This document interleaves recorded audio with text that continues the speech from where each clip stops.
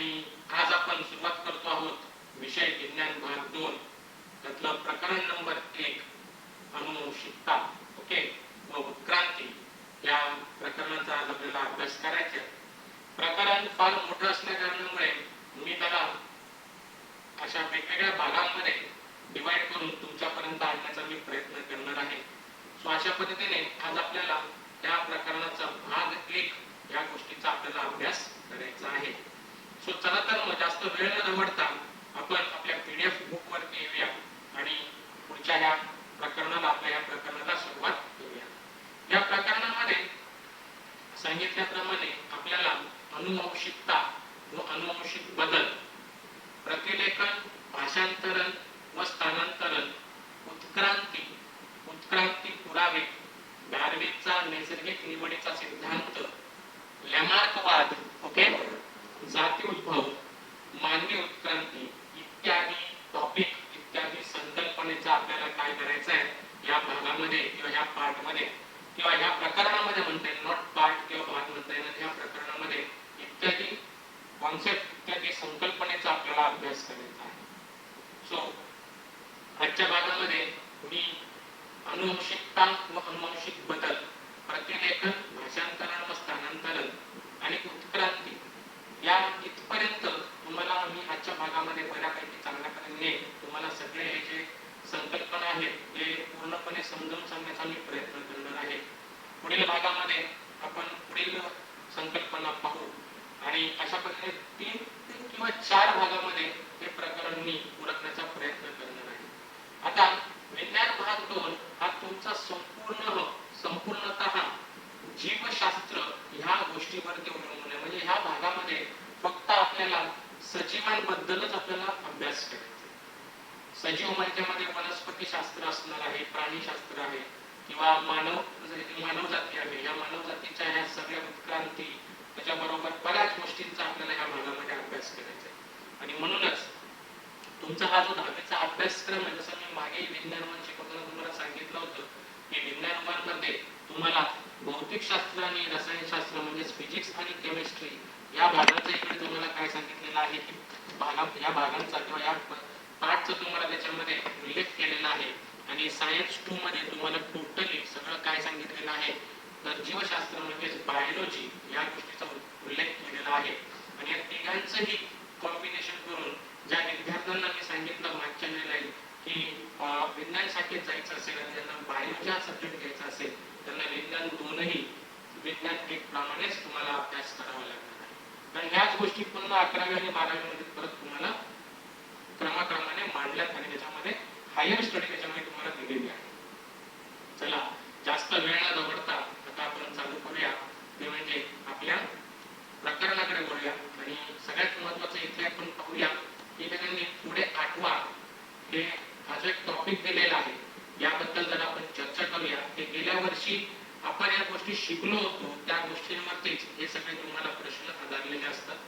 आणि त्यांनी विचारले की सजीवांच्या पेशी केंद्रकातील अनुवंशिक गुणधर्म वाहून नेणारा घटक कोणता.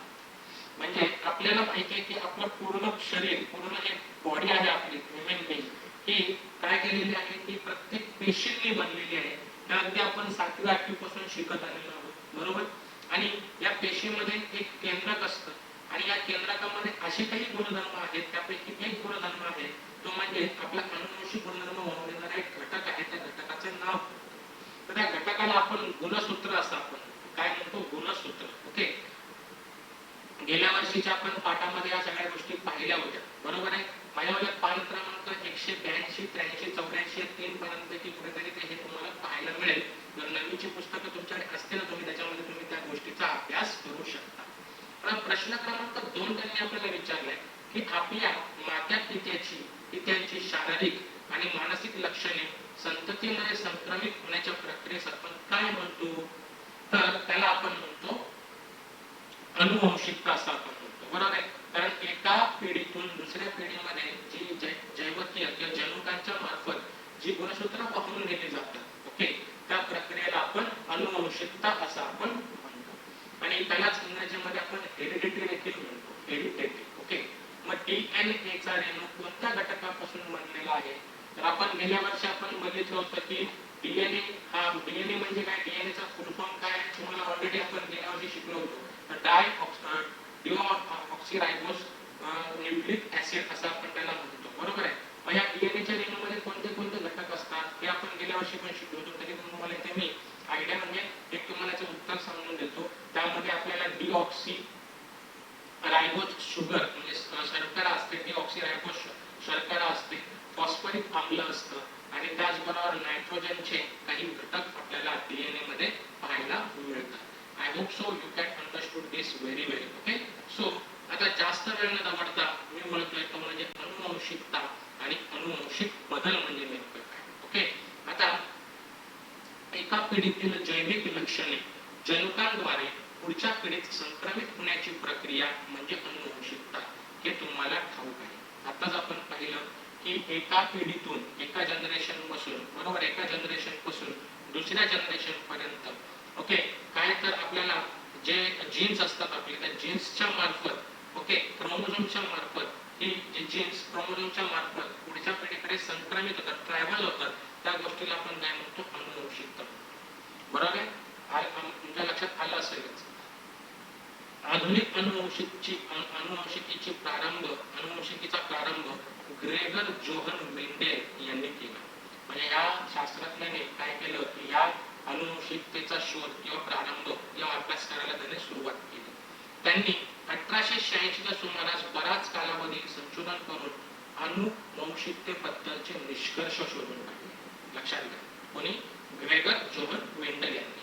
1901 साली ह्युगो द व्रीस यांच्या उत्परिवर्तन सिद्धांताने अचानक घडणाऱ्या बदलांमागील कार्य कारण भाव समजला. आणि हे उत्परिवर्तन का घडून येतं, कशामुळे घडून येतं, याचा सिद्धांत 1901 साली कोणी मांडला, तर ह्युगो द व्रीस यांनी मांडला. आणि यातूनच या दोघांच्या या संशोधनामुळे नंतर 1902 साली काय झालं, तर वॉल्टर सटन, ओके, वॉल्टर सटन हे जे शास्त्रज्ञ होते, यांनी काय केलं, तर वॉल्टर सटन याने नाकतोड्याच्या पेशीमध्ये गुणसूत्रे जोड्यांच्या स्वरूपात पाहिली. म्हणजे वॉल्टर सटन यांनी या दोघांच्या पासून प्रेरणा घेतली, त्यांच्या अभ्यासावरती पुन्हा अभ्यास केला आणि त्यांनी नाकतोड्यावरती प्रयोग करायचा ठरवला. आणि नाकतोड्यामध्ये त्यांनी हे जे गुणसूत्र आहेत, हे जे क्रोमोझोम्स आपण इंग्रजीमध्ये त्याला म्हणतो, त्यालाच आपण मराठीमध्ये गुणसूत्र म्हणतो. आणि आपल्याला माहिती आहे की प्रत्येक सजीव हा पेशींपासून बनलेला आहे. त्या प्रत्येक पेशीमध्ये त्यांनी पेशींमध्ये गुणसूत्र त्यांना निदर्शनास आली. तोपर्यंत हे कोणालाही माहीत नव्हतं की गुणसूत्र कुठे असतात. आणि जनुकांचे वहन गुणसूत्रांमार्फत होते हे सिद्ध झाल्यामुळे अनुवांशिक सामग्री ओळखण्याच्या दिशेने संशोधन सुरू झाले. आणि त्यांच्या अभ्यासानंतर मग असं निष्कर्ष आलं की हे जे जनुका आहेत, हे जनुका जे आहेत, ही यांचं वहन कोणामार्फत केलं जातं, गुणसूत्रांमार्फत होते. हे ज्या त्यावेळेला सिद्ध झाल्याच्या नंतर या अनुवांशिक सामग्रीच्या दिशेने किंवा अनुवांशिक सामग्रीचा अभ्यास आणि त्याचं संशोधन आणि अतिशय खोलवरती सुरू झालं. आणि मग त्यातूनच 1944 साली ओसवाल्ड एव्हरी, मॅकलिन मॅककार्थी आणि कॉलिन मॅकलॉइड या त्रयींनी, या तिघांनी काही विषाणू वगळता सर्व सजीवांमध्ये डीएनए हीच अनुवांशिक सामग्री असते हे सिद्ध केले. आणि मग या तिघांनी काही जे वेगळेच प्रकारचे व्हायरसेस म्हणू शकतो आपण, जसं की आता कोरोना व्हायरस आलाय, पण ह्याच्यामध्ये हा कुठून काय माहित नाही, बरोबर आहे, हा कुठून माहित नाही. मग असे काही व्हायरसेस आहेत त्याच्यामध्ये डीएनएच नाहीये आणि डीएनए नाहीये आणि डीएनए नाहीये, असे काही डीएनए नाहीयेत काही विषाणूंमध्ये, पण बाकी सगळ्या सजीवांमध्ये डीएनए हे अनुवांशिक सामग्री असते हे त्यांनी सिद्ध केलं. पण काही जे विषाणू आहेत त्याच्यामध्ये डीएनए नाही हे पण त्यांनी सांगितलं होतं. सो अशा पद्धतीने ही संपूर्ण तुम्हाला इथे माहिती दिलेली आहे. ओके, ही सगळी इंट्रोडक्शन पार्ट आहे, याच्यामध्ये तुम्हाला काही असं समजण्यासारखं इथे जास्त काही नाहीये. सो 1961 साली फ्रान्समधील फ्रँकवाईस जेकब आणि जॅक मोनॉड या अनुवंश वैज्ञानिकांनी, ओके, जीवाणूंच्या पेशीत डीएनए द्वारे होणाऱ्या प्रथिन संश्लेषणाच्या प्रक्रियेची प्रतिकृती तयार केली. आता ही जर डायग्राम तुम्हाला पाहिजे असेल तर तुम्ही इयत्ता 9वीच्या मी सांगितलेल्या मागाशी सांगितलेल्या पान क्रमांकावरती जा, तिथे नक्कीच तुम्हाला त्या चित्रांच्या आकृत्या मिळतील. आणि ही सगळ्यात प्रथम आकृती म्हणजे प्रथिन संश्लेषण या डीएनए मार्फत होतं. याची प्रतिकृती फ्रान्स मधल्या फ्रँकोइस जेकब आणि जॅक मोनॉड या वैज्ञानिकांनी आपल्या जगासमोर मांडली. आणि त्यामुळे डीएनए रेणूमध्ये दडलेले हे जनुकीय संकेत उलगडण्यास काय झाली, मदत झाली. मग या डीएनए मध्ये काय असतात की जनुकीय संकेतित माहिती पण असते आणि ही माहिती कशा पद्धतीने ट्रान्सफर होते याचाही शोध पुढे जाऊन लागला. आणि त्याच्यामुळे या दोघांनी जी प्रतिकृती तयार केली, या प्रतिकृतीवरती बऱ्याच जणांनी अभ्यास केला आणि या डीएनए मध्ये आपले सांकेतिक मेसेज म्हणजे संकेत पण असतो हे पण आपल्याला त्यावेळेला समजलं. आणि त्यातूनच जनु अभियांत्रिकीच्या दृष्टीने अफाट क्षमता असलेले पुनःसंयोजी डीएनए तंत्र विकसित झाले. आणि जनु अभियांत्रिकी म्हणजे काय, तर आता आपण त्याला इंग्रजीमध्ये म्हणतो जेनेटिक इंजिनिअरिंग. आणि हे एक फॉर्म म्हणजे हा एक डिपार्टमेंट आज वेरियस ठिकाणी तुम्हाला पाहायला मिळतो. आणि आज इंडस्ट्रियलिस्ट मध्ये म्हणजे इंडस्ट्री म्हणजे व्यावसायिक दृष्टिकोनातून, औद्योगिकरणाच्या दृष्टिकोनातून या एका गोष्टीला फार महत्त्व आलेलं आहे. आणि जे औषध निर्मिती वगैरे करतात असे काही कारखाने किंवा बऱ्याच संशोधन संस्था आज आपल्याकडे आहेत. पुण्यामध्ये पण बऱ्याच संशोधन संस्था आहेत. त्या संस्थेमध्ये एक वेगळं डिपार्टमेंट याच्यासाठी राखून ठेवलेलं असतं. आणि याच्यात जर तुम्हाला जर चांगल्या पद्धतीने जर करिअर करायचंय तर तुम्हाला इथे करिअर पण करता येतं. आपल्या पुण्यामध्ये आपल्याच इथे जवळच आपल्या इथे 2 ठिकाणी अशा पद्धतीचे तुम्हाला अभ्यास करण्यासाठी 2 संस्था आपल्या इथे आहेत. एक म्हणजे सिरम, सगळ्यांनीच नाव ऐकलं असेल, सिरम इन्स्टिट्यूट, ओके, जे हडपसरला आहे. आणि एक दुसरा म्हणजे वसंतदास शुगर इन्स्टिट्यूट जी मांजरीला आहे, जिकडे मी स्वतः देखील होतो काही वर्षांपूर्वी, काही वर्ष तिथे होतो, हे तुम्हाला सगळ्यांना माहितीच असेल. ओके, तर तिथेही तुम्हाला तिथे चांगल्या पद्धतीने तुम्ही या गोष्टीचा अभ्यास किंवा शिक्षण घेऊ शकता आणि तुम्हाला तिथे जॉबही तुम्हाला लागू शकतो. Okay, so apart from this I will move on the our topic. आता हा सगळा नंतरचा खेळ आहे. आपली 10वी झाल्याच्या नंतर कुठे करिअर करायचं, काय करायचं यावरती आपण चर्चा नक्कीच करू. त्यावेळेस मी तुम्हाला सांगेन की कुठे कुठे तुम्हाला ओपनिंग असतात, काय असतात. ओके, ते आता त्याची चर्चा नको. सो अनुवंशिक विकृतीचे निदान करण्यासाठी, बरोबर आहे, आणि ही जी क्षमता असल्या कारणामुळे हे तंत्र विकसित झाल्यामुळे त्या तंत्रामुळे आपल्याला काय शक्य होत झालं, तर अनुवंशिक विकृतीचे निदान करण्यासाठी, त्याचा प्रतिबंध करण्यासाठी, तसेच उपचार करण्यासाठी, तसेच प्राणी संकट. आज पाहतोय आपण की तुम्ही जर भाजीला खाण्याला गेलात तर शिमला मिरची तुम्हाला वेगवेगळ्या कलर मध्ये पाहायला मिळते, येलो कलर, रेड कलर. आतापर्यंत आपण ग्रीन कलरची शिमला मिरची खाल्ली, पण आज शिमला मिरची मध्ये वेगवेगळे कलर आलेत. लाल कलरची शिमला मिरची, पिवळ्या कलरची, नारंगी कलरची पनीर. वनस्पतीमध्ये पण तुम्ही बघितलं असेल की अशा पद्धतीने बरेचसे तुम्हाला रोजेस तुम्हाला दिसतात. प्राणी संकट म्हणजे काय, तुम्ही आज बघता की गावरान कोंबडी, त्याच्यानंतर ब्रॉयलर कोंबडी. ब्रॉयलर म्हणजे काय की संकराचा एक प्रकार आहे. मग आणि इथे त्यासाठी हे सगळ्या गोष्टी इथे विकसित केल्या जातात आणि म्हणून औद्योगिक प्रक्रियांसाठी आज ह्या अनुवंशिकीचा उपयोग केला जातो. ओके, आता पुढच्या भागामध्ये त्यांनी जे सांगितलंय सांगा पाहू, या आकृती आणि त्याची काही माहिती तुम्हाला इथे विचारली जाणार नाही, पण समजा तुमच्या नॉलेजसाठी जर पाहिजे असेल तर आपल्या इयत्ता 9वीच्या पुस्तकामध्ये ही सगळी माहिती आणि आकृती तिकडे तुम्हाला दिलेली आहे. सो इथे मी जास्त वेळ न घालवता आपण पुढच्या संकल्पनेकडे किंवा टॉपिककडे वळूया, ते म्हणजे प्रतिलेखन. अतिशय महत्वाचं, पेपरला येण्यासारखे प्रश्न आहेत, 1-1 मार्काचे प्रश्न आहेत. प्रतिलेखन म्हणजे काय, भाषांतरण म्हणजे काय व स्थानांतरण म्हणजे काय. ओके, मग आता या गोष्टीचा इथे आपण अभ्यास करूया. आता बघूया, डीएनए मध्ये असलेली जनुके आरएनएच्या मदतीने पेशींच्या कामकाजामध्ये भाग घेतात, तसेच शरीराची रचना व कार्य यावर नियंत्रण ठेवतात. डीएनए मध्ये अजून एक तुम्हाला काय असतो, एक जनुक असतो, तो म्हणजे आरएनए नावाचा. हे आपण गेल्या वर्षी शिकलो होतो. त्याच्यामध्ये टीआरएनए आपण बघितलं होतं, एमआरएनए बघितलं होतं, बरोबर. असे टीआरएनए, एमआरएनए असे बरेचसे अजून एक आरएनए आहे, तोही आरएनए आपण बघितला होता. मेसेज ट्रान्सपोर्ट आणि अजून एक कुठला तरी आरएनए आहे, म्हणजे लक्षात येत नाहीये, पण ते पाहिलं होतं. पण तो तुम्ही 9वीच्या पुस्तकामध्ये तुम्हाला लक्षात येईल. तर हे आरएनएच्या मदतीने डीएनए काय करतात की आपल्या शरीरावरती पूर्णपणे नियंत्रण ठेवण्याचं काम करतात. आता हे आरएनए काय करतात की डीएनए मध्ये प्रथिन निर्मितीचं काम करत असतात. बघा आता पुढे असेलच, जनुकांमध्ये प्रथिनांच्या निर्मितीविषयी साठवलेली माहिती साठवलेली असते, बरोबर आहे. या आरएनएच्या मदतीने ती साठवली जाते आणि योग्य प्रथिनांची वेळोवेळी होणारी निर्मिती शरीराकरता आवश्यक असते आणि या प्रथिनांची निर्मिती डीएनए मुळे आरएनएच्या माध्यमात होत असते. आताच मी तुम्हाला सांगितलं, यालाच आपण काय म्हणतो तर सेंट्रल डोग्मा असं म्हटलं जातं. डीएनए वरील जनुकांच्या साखळीनुसार एमआरएनए ची निर्मिती होते, बरोबर. आणि ही होत असताना डीएनएच्या दोन धाग्यांपैकी एकाचा वापर या कामी होतो. याच्यामध्ये दोन धागे असतात, स्पायरल असतात. ते स्पायरल आता तुम्हाला इथे मी प्रॅक्टिकली दाखवू शकत नाही, म्हणजे स्पायरल तुम्ही जर ती नवीच्या पुस्तकामध्ये डायग्राम जर बघितलं तर तुमच्या लक्षात येईल, किंवा इथे आपल्या पेजला बघा, इथे बघा असे ह्या पद्धतीने स्पायरल असते. लक्षात येते असे स्पायरल. त्यापैकी एक जो धागा आहे तो एक धागा कुणाच्या कामी येतो तर ही साखळी ज्यावेळेस निर्माण होत असते त्यापैकी त्या साखळीचे निर्माण करण्यासाठी त्या एका धाग्याचा वापर इथं केला जातो आणि तयार होणाऱ्या हा एमआरएनए रेणूतील आणि तो तयार करण्यासाठी वापरलेला डीएनएचा धागा या दोन्हीतील न्यूक्लिओटाइड्सचा क्रम एकमेकांना पूरक असतो आणि त्याचबरोबर डीएनएतील थायमिन ऐवजी एमआरएनए मध्ये युरॅसिल असतो. आरएनए तयार करण्याच्या या प्रक्रियेलाच आपण काय म्हणतो तर प्रतिलेखन असं आपण म्हणतो. म्हणजे डीएनए मध्ये आरएनए तयार होतो कोणाच्या माध्यमातून तर डीएनएच्या माध्यमातून आणि तो पण पुन्हा न्यूक्लिओटाइड्सच्या एक माध्यमातून तयार होतो आणि या प्रक्रियेला आपण काय म्हणतो प्रतिलेखन असं आपण म्हणतो. माझ्या मते तुम्हाला हा जो कन्सेप्ट आहे किंवा ही संकल्पना चांगल्या रीतीने समजली असेल आणि प्रतिलेखन म्हणजे काय हे तुम्हाला पेपरला येऊ शकतं.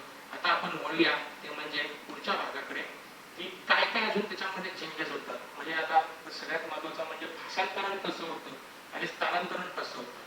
आता हे जे प्रथिने साठवलेली माहिती असते यांना एक कोड पण तयार करावं, एक कोडिंग लँग्वेज असते आणि ही कोडिंग लँग्वेज कोणामुळे तयार होते तर त्याच्यामध्ये असलेल्या अमिनो आम्लामुळे तयार होते. हे देखील आपण गेल्या वर्षी पाहिलं होतं. आणि मग हे अमिनो आम्ल कशा पद्धतीने तो संकेत इकडून तिकडे पाठवतो त्याला काय म्हणतो तर आपण त्यालाच भाषांतरण म्हणतो. ते आता आपल्याला या पुढील भागामध्ये पाहायचं.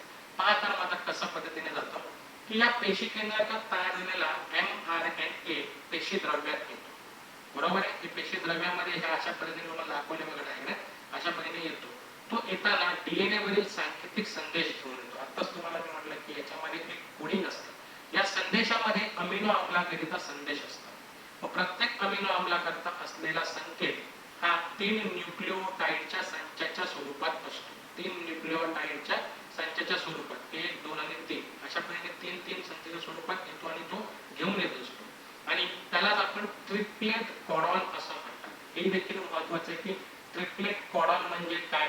त्याच्यानंतर आपण याच्या आधीच एक संकल्पना पाहिली होती ती कोणती तर सेंट्रल डोग्मा म्हणजे काय. हे सगळ्या गोष्टी बारीक बारीक गोष्टी आहेत या तुम्हाला डायजेस्ट मध्ये दिलेल्या असतील, बरोबर आहे. पण आपण काय करतो की दुर्लक्ष करतो त्या गोष्टीकडे आणि मग या बारीक बारीक गोष्टीमध्येच आपले मार्क जातात. एकेका वाक्यामध्ये जर विचारलं किंवा काही विचारलं आपल्याला सांगता येत नाही, बरोबर आहे. ट्रिपलेट कोडॉन म्हणजे काय तर न्यूक्लिओटाइडच्या संख्येच्या स्वरूपामध्ये काय केलं जातं की अमिनो आम्लांकरता डीएनए मध्ये सांकेतिक शब्द घेऊन येताना ते 3 संचाच्या स्वरूपामध्ये आणतात. त्याला आपण काय म्हणतो ट्रिपलेट कोडॉन असं आपण म्हणतो. आणि ह्याचा शोध कोणी लावला तर भारतीय वंशाच्या डॉक्टर हरगोविंद खुराना यांनी 20 अमिनो आम्लाकरता असलेले कोडॉन शोधण्याच्या कामात महत्वाची भूमिका पार पाडली होती आणि त्यासाठी त्यांना 1968 मध्ये इतर 2 शास्त्रज्ञांबरोबर नोबेल पुरस्कार देखील मिळाला होता. म्हणजे आपल्या भारतीय वंशाचे हे हरगोविंद खुराना डॉक्टर यांचंही डॉक्टर हरगोविंद खुराना यांचंही या ट्रिपलेट कोडॉनसाठी महत्वाची भूमिका आहे. ओके. मग प्रत्येक एमआरएनए हा हजारो कोडॉनचा बनलेला असतो. लक्षात घ्या, प्रत्येक एमआरएनए हा हजारो कोडॉनचा बनलेला असतो. त्यावरील संदेशानुसार प्रत्येक संदेशानुसार प्रथिने तयार करण्यासाठी लागणारी अमिनो आम्ले पुरवण्याचे काम कोण करत असतो तर टीआरएनए करतो. त्याकरता एमआरएनए वर जसा कोडॉन असतो त्याला पूरक क्रम असलेला अँटी कोडॉन म्हणजे टीआरएनए वर असतो. यालाच आपण भाषांतरण असं आपण म्हणतो. इथं लक्षात घ्या. हे टायपिंग करण्याचं थोडक्यात काय करत असतो काम करत असतो. इथून उचलायचं याच्यावर जाणार, इथून उचलणार तिकडे जाणार, इथून उचलणार तिकडे जाणार. तर यालाच आपण काय म्हणतो तर भाषांतरण असं आपण म्हणतो. टीआरएनए आणलेल्या अमिनो आम्लाची ओके पेप्टाइड बंधाने शृंखला तयार दरम्यान रायबोझोम mRNAचे एका टोकाकडून दुसऱ्या टोकाकडे एक ट्रिपलेट कोडांच्या अंतराने सरकत जातो आणि याच क्रियेस आपण काय म्हणतो, ट्रान्सलोकेशन असं आपण म्हणतो. इथून इथे जाण्याच्या प्रक्रियेला आपण काय म्हणतो, ट्रान्सलोकेशन असं म्हणतो, म्हणजे स्थानांतरण असं म्हणतो. मग प्रथिनांच्या अशा अनेक शृंखलांच्या एकत्र येण्यानेच गुंतागुंतीचे प्रथिने तयार होतात आणि हीच प्रथिने सजीवांच्या शरीरातील विविध कार्य पार पडतात आणि त्यांच्या स्वरूपाचे नियंत्रण करतात. सो अशा पद्धतीने एक प्रतिलेखन, भाषांतरण आणि स्थानांतरण आहे. आता हे प्रॅक्टिकली तुम्हाला दाखवणं शक्य नाहीये. त्या इंटरनल प्रोसेस आहेत आपल्या लिव्हिंग बीइंग्स मधल्या, त्या घडत असतात. पण इथे त्यांनी आपल्याला ह्या व्याख्या दिल्या, त्या व्याख्यामध्ये तुम्हाला चांगल्या रीतीने अभ्यासाच्या दृष्टीने, परीक्षेच्या दृष्टिकोनातून तुम्हाला ह्या लर्न करायच्या आणि पाठांतर करून ठेवायचे आहेत, कारण या पेपरला येण्यासारख्या आहेत, एकेका मार्कासाठी विचारलं जाऊ शकतं. ओके, मग आता पुढचा भाग आहे तो म्हणजे उत्परिवर्तन. त्याला आपण इंग्रजीमध्ये म्युटेशन असं आपण म्हणतो. आता हे नेमकं काय तर पाहूया. सजीवांमधील जनुकांमुळेच ते त्यांच्यासारखे सजीव निर्माण करतात. मग यातीलच काही जनुके जशीच्या तशी पुढच्या पिढीमध्ये संक्रमित केली जातात. त्यामुळे आई वडिलांचे काही गुणधर्म त्यांच्या अपत्यात येतात. हे आपण ऑलरेडी मगाशी देखील पाहिलं होतं की सजीवांमध्ये जनुक असतात आणि त्यांच्या ह्या जनुकांमुळे काय होतं की आहे तसे सजीव निर्माण होण्याचं काम या जनुकामुळे होतं आणि ही जनुके जशीच्या तशी पुढच्या पिढीमध्ये संक्रमित केली जातात. ओके, आणि त्यामुळे आई वडिलांचे जे काही गुणधर्म आहेत ते काय येतात की त्याच्या अपत्यामध्ये येतात. परंतु काही वेळा या जनुकामध्ये काय होतो, अचानक बदल होतो आणि जनुकामधील एखादे न्यूक्लिओटाइड अचानक आपली जागा बदलते. जसं की इथं दाखवलं बघा की हा एक न्यूक्लिओटाइड आहे आणि हा एच्या ऐवजी इथं जसं आहे तसे सेम टू सेम होते. मग इथे एच्या ऐवजी एच पाहिजे होता, तो एच्या ऐवजी टी होतोय, ही जागा बदलतो आणि त्याच्यामुळे एक लहानसा बदल घडून येतो. यालाच आपण काय म्हणतो तर उत्परिवर्तन असं आपण म्हणतो. मग आता हे उत्परिवर्तन काही वेळेला किरकोळ राहतं किंवा लक्षणीय असतो किंवा एवढा काही बदल होत नाही, एकदम कमी प्रमाणात बदल होतो. पण जर जास्त प्रमाणात जर बदल झाला तर त्याच्यामुळे सिकल सेल अनिमिया सारखा एक जेनेटिकली आजार पण आपल्याला होऊ शकतो आणि हा आजार फार घातक आहे. आणि ही जी प्रक्रिया आहे ही अखंड चाललेली आहे आणि ही आपल्याला डार्विन्सच्या नैसर्गिक निवडीचा सिद्धांत हा देखील त्या परिवर्तनाला समर्थन करतो. त्याच्यामध्ये आपल्याला नेमकं काय ते अभ्यास करायचा आहे की हा परिवर्तन कशा पद्धतीने होतो, हे कसं काय घडतं, या सगळ्या गोष्टींचा अभ्यास आपल्याला डार्विनच्या नैसर्गिक निवडीच्या सिद्धांतामध्ये करायचा आहे. आय होप सो की तुम्हाला इथपर्यंत काही प्रॉब्लेम नसावा, चांगल्या रीतीने समजत असावं अशी मी आशा करतो आणि मी पुढील आपल्या भागाकडे वळतो. आता पुढे त्यांनी आपल्याला सांगितलंय की आपल्या पचन संस्थेतील आंत्रपुच्छ या अवयवाचे काम काय. आता आंत्रपुच्छ याला आपण इंग्रजीमध्ये अपेंडिक्स असं आपण म्हणतो. अपेंडिक्स आपल्या शरीरामध्ये असतो, बरोबर आहे. मग ह्या अपेंडिक्सचा आपल्याला तसं पाहायला गेलं तर काहीच उपयोग होत नाही, पण निग्लिजिबल पार्ट आहे, त्याच्याकडे आपण दुर्लक्ष केलं तरी काही फरक पडण्याचा काहीच उपयोग आपल्याला होत नाही. जसं की सेकंड जो आपल्याला दुसरा जो प्रश्न विचारलाय की आपल्याला अक्कल लाडेचा अन्न चावून खाण्यासाठी खरंच उपयोग होतो का कधी खाल्लं का तुम्ही अक्कल लाड्याने, कधी चावलंय का घास. अक्कल लाड्याचा कधीच उपयोग होत नाही आपल्याला, नावाला आपल्याला अक्कल लाडा असतं. ओके, डायनासॉर सारखे महाकाय प्राणी नामशेष का झाले. आता एक गोष्ट लक्षात घ्या की ज्यावेळेला डायनासॉर अस्तित्वात होते त्यावेळेला पर्यावरण खूप चांगल्यापणे चाललं होतं, पण मानवाने आपल्या स्वतःच्या प्रगतीसाठी या पर्यावरणामध्ये बरेच बदल घडवून आणले. बरेच बदल घडून येत असताना करत असताना पर्यावरणामध्ये पण देखील बदल होत गेले आणि पर्यावरणात बदल होत गेले होते त्यावेळेला.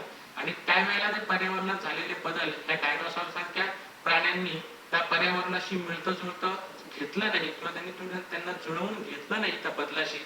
आणि म्हणून या गोष्टीमुळे काय झालं तर पर्यावरणाशी त्यांनी मिळतं जुळतं न घेतल्या कारणामुळे काय झालं की डायनासॉर सारखे हे जे प्राणी होते ते काय झाले, नष्ट झाले किंवा त्यांची जी प्रजाती होती ती नष्ट झाली. आणि आजही तुम्ही पाहताय की आपल्याकडे अनेक प्राणी पक्षी यांच्या प्रजाती आता नष्ट होण्याच्या मार्गावरती आहेत. कारण त्यांनी पुढे आपल्याला जाऊन प्रश्न विचारलाय की प्राणी व पक्षी यांच्या अनेक प्रजाती नष्ट का होत आहेत. का नष्ट होत आहेत, कारण मानव आपल्या स्वतःच्या स्वार्थासाठी पर्यावरणामध्ये नको ते बदल घडून आणतोय आणि हे बदल घडून आणल्यामुळे बऱ्याच प्राण्यांना आणि पक्ष्यांना इथं म्हणजे सर्वाइव्ह करणं, राहणं म्हणजे अनुकूल नाहीये, त्या परिस्थिती जुळवून घेता येत नाहीये. बऱ्याच प्रजाती आज नष्ट होताना आपल्याला दिसत आहेत. ओके, आता बघा चिमण्यांचं पण प्रमाण फार कमी झाले, काही दिवसांनी कावळे पण कमी होतील, सांगता येत नाही, कारण आपला हा मानव स्वतःच्या स्वार्थासाठी काहीही करू शकतो. चला, सो जाऊया आपण पुढच्या भागाकडे, उत्क्रांती. आता उत्क्रांती म्हणजे काय, तर सजीवांमध्ये अत्यंत सावकाश, अतिशय सावकाश, एकदम स्पीड पण नाही, अतिशय सावकाश होणारा क्रमिक बदल होईल. बरोबर आहे, आणि ही प्रक्रिया अत्यंत सावकाश व जीवांचा विकास साधणारी असते. बरोबर आहे, अंतराळातील ग्रह ताऱ्यांपासून पृथ्वीवर असलेल्या जीवसृष्टीतील बदलांपर्यंतच्या अनेक टप्प्यांचा विचार उत्क्रांतीच्या अभ्यासामध्ये करणे आवश्यक ठरते.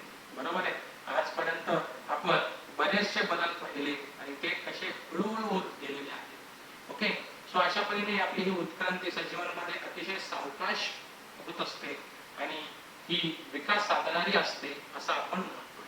मग नैसर्गिक निवडीला प्रतिसाद म्हणून सजीवांच्या एखाद्या वर्गाच्या वैशिष्ट्यपूर्ण लक्षणांमध्ये अनेक पिढ्यांपर्यंत बदल घडण्याच्या ज्या प्रक्रियेमुळे अखेर नव्या जीवजाती निर्माण होतात, ती प्रक्रिया म्हणजे उत्क्रांती.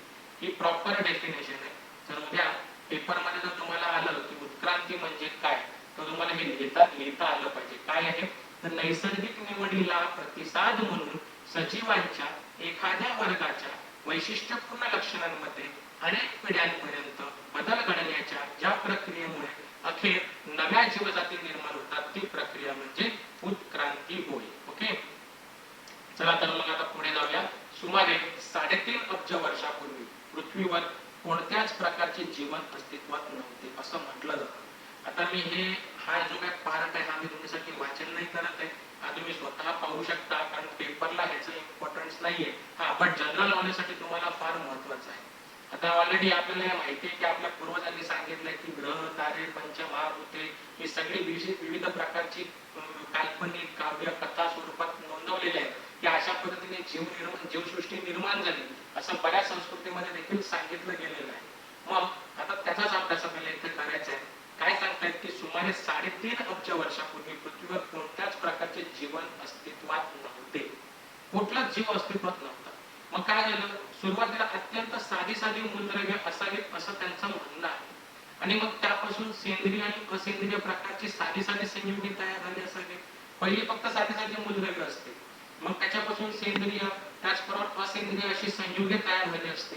बरोबर आहे, संयुगे म्हणजे दोघांचं मिक्सिंग, मूलद्रव्यांचं मिक्सिंग म्हणून कंपाऊंड तयार होतं, हे आपल्याला माहिती आहे. पण त्यापासून हळूहळू गुंतागुंतीची सेंद्रिय संयुगे जशी की प्रथिने किंवा केंद्रकांबळे तयार झाली असावी असं निष्कर्ष काढला गेलेला होता. बरं का, अशा निरनिराळ्या प्रकारच्या सेंद्रिय आणि असेंद्रिय पदार्थांच्या मिश्रणातून मूळ स्वरूपाच्या प्राचीन पेशी तयार झाल्या असाव्यात असा निकष काढला गेला. आजूबाजूच्या रसायनांचे भक्षण करून त्यांची संख्या वाढू लागली असेल. येत्या लक्षामध्ये पहिले मूलद्रव्य आहे, मग मूलद्रव्यांच्या मध्ये पासून काही संयुगे तयार झाली, त्याच्यामध्ये गुंतागुंतीचे बदल घडून आले आणि प्रथिने, केंद्रकांबळे अशा पद्धतीचे काय झाले, संयुगे तयार झाले. त्या संयुगापासून छोट्या पेशी तयार झाल्या असतील आणि मग पेशींपासून इतर बाजूचे रसायन तयार होऊन त्यांच्यापासून त्यांची संख्या वाढू लागली असेल आणि पेशींमध्ये थोडेफार फरक असतील आणि नैसर्गिक निवडीच्या तत्वानुसार काहींची चांगली वाढ झाली असेल,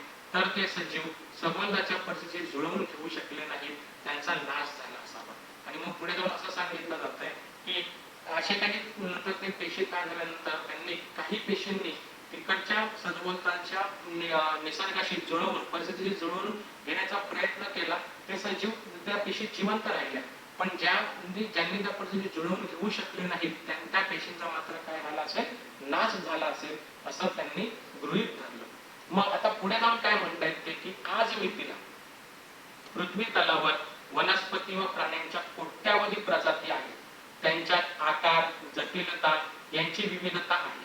प्राण्यांमध्ये सूक्ष्म एकपेशीय अमिबा, पॅरेमेशियम पासून ते महाकाय देवमासा आणि मानव असा त्यांचा विस्तार आढळतो. आलं लक्षामध्ये.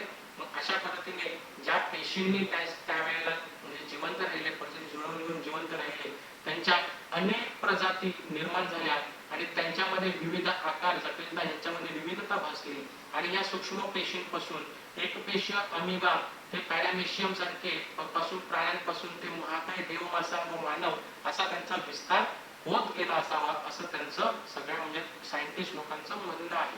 वनस्पतींमध्ये देखील एकपेशीय क्लोरेला पासून विस्तीर्ण वनाच्या झाडापर्यंत अनेकविध वनस्पतींच्या जाती पृथ्वीवर आढळतात.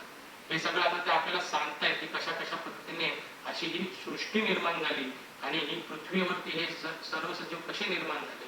पृथ्वीवरील सर्व ठिकाणी विषुववृत्तापासून दोन्ही ध्रुवांपर्यंत सजीवांचे अस्तित्व आढळते. म्हणजे अगदी पृथ्वीवरती या विषुववृत्तापासून ते दोन्ही ध्रुव जेवढे आहेत जिथं जिथं पृथ्वीचा विस्तार झालेला आहे त्या सगळ्या ठिकाणी सजीवांचे आज अस्तित्व आढळते. हवा, पाणी, जमीन, खडक अशा सर्व ठिकाणी सजीव आहे. अति प्राचीन काळापासून मानवाला या पृथ्वीवर जीवनाचा उगम कसा झाला व त्यात एवढी विविधता कुठून आली असावी याबाबत उत्सुकता आहे. सजीवांचा उगम व विकास याविषयी विविध उत्पत्ती आजवर मांडल्या गेल्या. त्यापैकी सजीवांची उत्क्रांती अथवा सजीवांचा क्रमविकास हा सिद्धांत सर्वसामान्य आहे. ओके, आय होप सो की तुम्हाला हा सगळा जो काही भाग आहे तो चांगल्या रीतीने समजला असेल. उत्क्रांती म्हणजे काय. आता उत्क्रांतीचा सिद्धांत हा देखील फार महत्वाचा आणि अतिशय असा सिंपल आणि संकल्पना आहे आणि संकल्पना आहे, सोपी संकल्पना आहे. कदाचित या उत्क्रांतीच्या सिद्धांतावरती तुम्हाला प्रश्न देखील पेपरला येऊ शकतो. त्यामुळे या उत्क्रांतीचा सिद्धांत काय आहे हे आपण थोडक्यात पाहूया. आता या सिद्धांतानुसार पहिला सजीव पदार्थ म्हणजे जीवद्रव्य कशात निर्माण झालाय असं सांगता येतं. पृथ्वीवर समुद्रात निर्माण झालं. काळाच्या ओघात हजारो वर्षानंतर यापासून एकपेशीय सजीवाची निर्मिती झाली आणि या एकपेशीय सजीवात क्रमाक्रमाने बदल घडून आले व त्यापासून अधिक मोठे व अधिक जटिल सजीव विकसित झाले. हे सर्व बदल हळूहळू आणि क्रमाक्रमाने होत राहिले. या विकासाचा कालपट जवळजवळ 300 कोटी वर्षांचा आहे. लक्षात घ्या, किती वर्षांचा? 300 कोटी वर्षांचा. सजीवातील बदल व विकास हा सर्वव्यापी व सर्व अंगांनी होत गेला व त्यातूनच अनेक प्रकारचे सजीव अस्तित्वात आले. यामुळेच या सर्व प्रक्रियेला क्रमविकास अथवा उत्क्रांती म्हटले जाते, जी संघटनात्मक उत्क्रांती आहे. भिन्न रचना व कार्य असलेल्या पूर्वजांपासून वनस्पती व प्राण्यांचा प्रागतिक विकास म्हणजेच उत्क्रांती होय. सो अशा पद्धतीने आपण उत्क्रांती सिद्धांत हा देखील भाग पाहिला आणि पुढील भागामध्ये आपण पुढच्या भागामध्ये उत्क्रांतीचे पुरावे काय आहेत या गोष्टीचा आपल्याला अभ्यास करायचा आहे. सो अशा पद्धतीने आता आपण आपल्या या भागामध्ये जवळजवळ कुठल्या कुठल्या गोष्टींचा आपण अभ्यास केला तर एक म्हणजे अनुवंशिकता व अनुवंशिक बदल म्हणजे काय, प्रतिलेखन, भाषांतरण, स्थानांतरण या गोष्टींचा अभ्यास केला आणि उत्क्रांती या देखील गोष्टीचा अभ्यास केला आणि मध्ये सेंट्रल म्हणजे यांच्या अंतर्गत आपण सेंट्रल डोग्मा या गोष्टीचा अभ्यास केला. बरोबर. त्याचबरोबर आपण ट्रिपलेट कोडॉन याही संकल्पनेचा अभ्यास केला आणि सगळ्यात महत्वाचं म्हणजे काय तर उत्परिवर्तन हे देखील आपण पाहिलं होतं. अशा पद्धतीने या एवढ्या संकल्पनेचा अभ्यास आपण आजच्या या भागामध्ये केला आहे. आय होप की तुम्हाला आजचा हा भाग चांगल्या रीतीने समजला असतील. आजच्या भागातील सगळ्या संकल्पना तुम्हाला चांगल्या रीतीने समजल्या असतील अशी आशा करतो.